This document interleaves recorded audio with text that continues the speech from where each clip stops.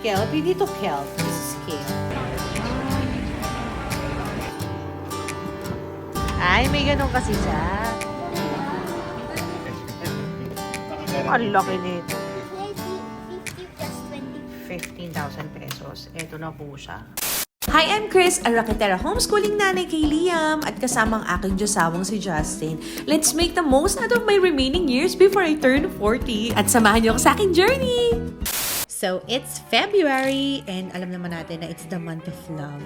Alam ko rin na namimiss mo ng kiligin. Pero dito sa vlog na to, mag-focus muna nga tayo sa self-love saglit. And the first act of self-love na ginagawa ko na sa sarili ko is paying myself like I deserve. And I highly encourage everyone to start paying yourselves a salary. Oo, no? Wala nang libre ngayon. Kahit yung aking mga sakripisyo, kailangan compensated. Bakit? Ang hirap-hirap kaya maging asawa tsaka maging full-time nanay, no? Wait, eto mga opinion ko lang to, ha? Kung agree ka, edi good. Kung hindi ka agree, edi sorry. I think this is not the right video for you. Pero pag may mga nagsabi dyan na, ay may allowance naman ako siguro okay na yun. Teka lang ha. Louder for the people at the back. Okay, ang sinabi ni Mama Kish nyo, salary, hindi allowance. Ano ba pinagkaiba nilang dalawa? Pag sinabi kasi nating allowance, this is just money given casually or as needed, often without structure. Ay, Mami Chris, yung sa amin, may structure yun. Every month, meron akong X amount of money. O, di okay, good for you. Pero kasi pag sinabi nating salary, ito ay intentional amount paid regularly for the work that you do. And you do a lot. Oo, hindi ka naman dyan muse lang, naganda-gandahan lang, na binuntis lang para may magkayaya sila.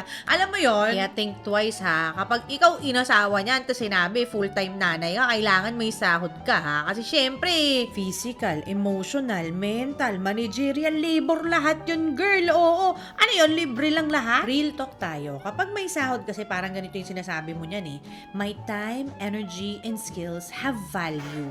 O immediately, this shifts your mindset from helping to contributing. Sabi niya, bakit ako ang mag-ano? Yung kapatid ko yung ano. So silang dalawa nag-away doon. Wow! Thank you! Hold on a minute. Thank you, love. Family Day at Soul Food Korea. Korea Soul Food. May love sign na to. Tara na sa Korea. Yan, push it. Ay, may ganun kasi siya. Pero Mami Chris, mahal ko siya. Ako na nagsasabi sa'yo kapag hindi niya afford na pasahurin ka, hindi sapat na mahal lang. Oo. Well, you can always be a dual income family, no? Pwede rin naman yung ganun. Pero ang importante kasi talaga, may sahod, may sarili kang pera. It creates financial dignity and independence. Ay, Mami Chris, saan ba nanggagaling yung mga hinagpis at mga hugot mo? Hindi may nakita kasi akong video sa Facebook, yung mga CCTV ng mga nag-aaway ng mga asawa, yung ganun. Tapos yung lalaki, sinusumbatan niya yung babae, wala daw siyang ambag. Nagigigil talaga ako! Kaya kayo huwag kayong tatanga-tanga. Huwag kayong pumili ng mga lalaking ganun nakakainis You and your husband should recognize the work you do as a full-time nanay wife, okay? It holds a real economic and emotional value. Ha? Tanda mo yan. So, ayan. Kasi madaming pang tao. Bibili tayo ng mga stuff sa marketplace. Ay, ito gusto ko itong mga ganito. Farmer's ham. Meron din ham na ganun. Ito ng ice cream. Na meron. Oy, how about yung chips na binili natin? Chips. So, ayan. Ito na yung POV ko. Joke lang to Ito lang yung cellphone. So, ito na si Mami. Bibili tayo ng cheesy.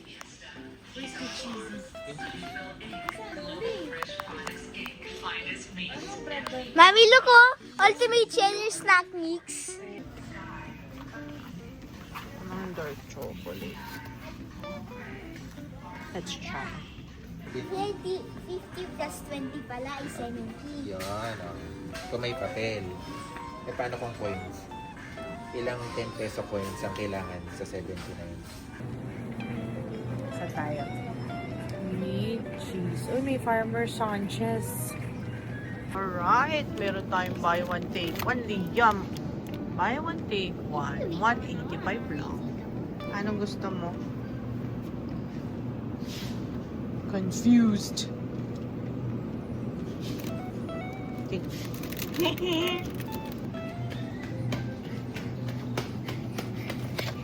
And yung mga yung mga own kind ko, nalagay nila yung kilikili extract ko, nalagay nila ng patis. Fresh guaranteed. Ang laki nito. Kaya dahil dyan, papakita ko sa inyo kung paano ko binabudget yung salary ko. So, yung salary ko, paiba-iba to. Last year, ata, mas malaki yung sahod ko. Nasa 25K eh. Ngayon, ang pasahod ko sa sarili ko ay nasa 15,000 na lang. But that's still okay. Uy, proud ako na malinis yun. Sa akin yung 15,000 na yun. Wala akong kahati doon. Buong-buo akin yun. Eh, Mami Grace, paano yung mga bill sa bahay nyo? Yung mga bayarin kay Liam? Yung mga ganito, ganyan? Well, paano ko ba siya i-explain? Or at least, hindi naman ako expert sa mga ganitong bagay. At least the way I see it, yung mga bagay na yun ay mga business expense to keep the business running. Kasi Mami Grace, yun, marakit-rakit tayo, no? So, kailangan talaga, galingan natin rumakit para covered lahat ng business expenses na yun. Para talaga may solid ako na sahod na para sa akin lang talaga. Tsaka para nakakabili ako ng mga halaman sa IKEA. Itong mga ganitong personal expenses. Ito galing to sa sahod ko. Kasi ito naman mga bagay na nakakapagpa-happy sa akin. Uy, in fairness nung una akala ko mahal ang halaman sa IKEA. Actually, yung yung shopping experience mo dito at saka yung itsura din ng mga halaman, feeling ko abot kaya na siya. Ayokong bumili dun sa mga nasa kalsada kasi baka inihiyan na ng mga aso yun doon. O anyway, ito lang ang nakita ko ata dyan. Ayan, ang cute niya, diba? Alam niyo ba kung magkano yan? 700 pesos. Instead of buying myself a bouquet of flowers, I'm gonna buy myself plants! Naalala nyo nung nag-Divisoria tayo, ang dami kong biniling gulay doon. Isa doon ay ang kale. Tuwan-tuwa ako doon sa kale. Napakalutong. Naririnig nyo ba yan? Ito po ay na-store natin sa ref na mga halos 3-4 na araw. Pero as you can see, very crispy pa rin siya. Pero hindi natin siya makakain ng ganyan siya ka-crispy. Kailangan natin tong i-massage gamit ang olive oil at lemon or dayap. Anong meron kayong citrus sa bahay. Ligo ka na, love. Magkukusot lang ako ng kale. Kelp? Hindi to kelp. This is kale. Kasi kailangan maliliit, bite size. Baka hindi kainin na aking mag-ama. Mag-inarte sila. Sabihin nila, ang pakalaki. Dahon ng saging. Bango! Healthy ang smell. Okay. Meron tayong, hindi ko sure kung okay pang olive oil. Ay, bango! This is, herb infused. Be generous. Okay. Pero enough lang para mamassage mo siya, di ba? Ayan yung ating dayaf. Hindi ko siya mapiga! Tigas! Hindi matigas. Uy mga friends, this is just a pacham recipe. Okay, pachamba-chamba lang to. Kung ano lang yung meron dun sa pantry ko, yun lang yung pinagsama-sama ko. And ang sarap nitong Japanese na cucumber. Iba lasa niya. Oo. So ito medyo pabulok na to. Yun na to. Sama na natin yun dyan. No? May nutrients pa rin yan. Tapos may tira-tirang mani dun sa pantry. Sige, pagsamasamahin ko na. And you can never go wrong with like yogurt dressing. Yogurt sauce. O kung ano mang, basta yogurt mayo based, masarap na yan dyan. And ito, maganda tong side dish kapag may liempo sa bahay or may steak. Basta on the side ng meat, okay na okay to as replacement sa rice. Tingnan niyo naman ang meal natin. Healthy! Okay, friendly ko. Remember, my salary is 15,000 pesos. Ito na po siya, ang aking sahod para sa aking sarili. At ito po ay hati-hatiin na natin. Meron akong pawalit dito para mas cute ang ating pa-effect. Okay? Start tayo sa 10%, which is yung para sa tithing ko. No? So, yung aking tithes. Yan ay, 10% is 1,500. Hindi natin dito. Ayan. Okay. So, meron tayong tithing dyan. Susunod, meron tayong, ano ba? Ito, maganda to. Pili tayo ng tape. Meron akong tape dito. Pang build ng aking wealth. Oo. Para yung savings natin dumami ng dumami. So, magkano yung ilalagay ko dun? Ang ilalagay ko dun ay 4,000 pesos. So, to be exact, that's 26.67%. Round off na lang natin, 27% ng 15,000. So, magkano ilalagay ko dun? Teka, sulat ko muna dito. No? Okay, this is pangpayaman, wealth. Tapos, spelling ko. Lagyan natin siya dito. Sa pinakaunahan. Ayan. Mas cute ba siya ng paggalan? Sa gitna na lang natin siya ilagay, no? Kuha ko ng 1, 2, 3, 4. 4, okay. Ito po ay ilalagay ko sa high interest, ano ba tawag nila doon? High yielding interest kinemerut savings or baka i-money market natin yan. Okay, sara na natin yan. Susunod, another 26.67 or round off na lang natin na 27% is, ano ba? 1, 2, 3, 4. Ilalagay natin ito sa kapakanan ng aking anak. So, this is for Liam's school. Ano ba magandang color kay Liam dito sa tape natin?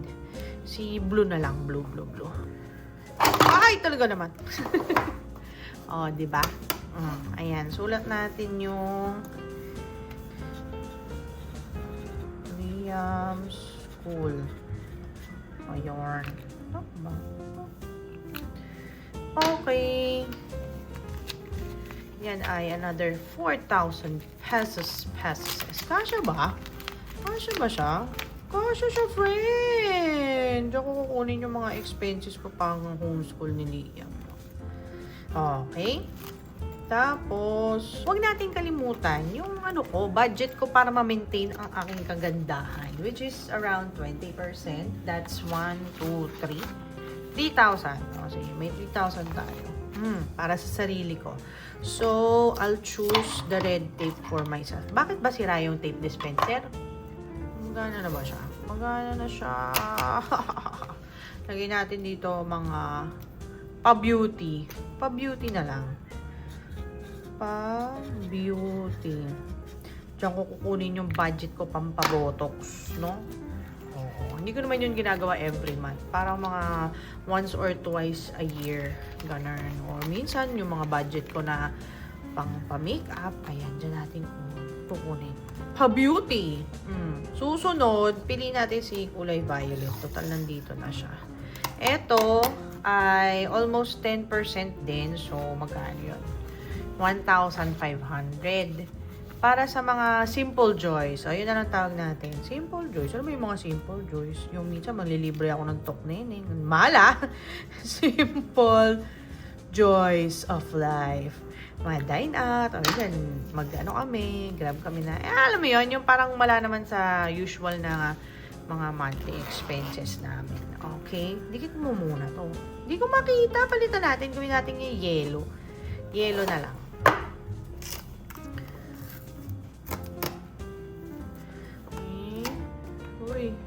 Uy. Ayan, yellow na lang siya. Pwede ko naman pala idikit dito para hindi ko na tinatanggal. Ba't ko ba? Okay. Simple joys. Damihan natin. Gusto ko plural. Joys of life. Okay. Tapos, Mami Grace, anong gagawin natin dun sa huling 1,000? Ang huling 1,000 ay, ano ba yung hindi ko pa nagamit na color? Blue, red, orange. Orange na lang. Hindi, ito. Si orange ay mga extra. Oo. Yung mga pwedeng malipat sa... Actually, lahat naman to, pwede mong, kung hindi mo magamit ng isang buwan, di ilipat natin sa budget ng susunod naman. Oh. Diba? Bold na bold. Oh, yan. Extra. Okay? Extra na to. Extra. 1,000 pesos. And that, my friends, is how I would budget the 15,000 pesos na sahod. 4,000 para sa wealth. Ulit, again. Unahin pala natin to. 10%, 1,500 para sa aking tithes. 4,000 para sa wealth. Ilalagay ko to sa savings na, alam mo yung savings account na kumikita, yung may compounding interest, yung ganun. Tapos, ito yung mga pinagkakagastusan sa school ni Liam. Ito, may pang-beauty ako. Ayan, pang-maintain ang ating, youthful glow. Ito, mga panlibre, mga alam niyo yun, yung mga, yung mga simple joys. Kayo na magbigay sa comment section na idea kung paano ko tayo suspend, 1,500. And ito, mga just in case in case may ganito, just in case may babayaran, yun siya. So, ayun lang. This is still subject to change. This is not the final sahod and budgeting na gagawin ko for my 15,000 pesos. Malay mo, di ba? Magkaroon tayo ng salary increase. Kasi dati, naalala ko, pinapasahod ko sa sarili ko, nasa 45 eh. Tapos ngayon nasa 1,500. Hindi, ngayon nasa 15,000 na. O, diba? Minsan ganun talaga para makapagpasahod ka sa iba. Kunin mo sa sahod mo. O, yun lang. Thank you so much for watching this vlog. I'll see you again next time. Bye!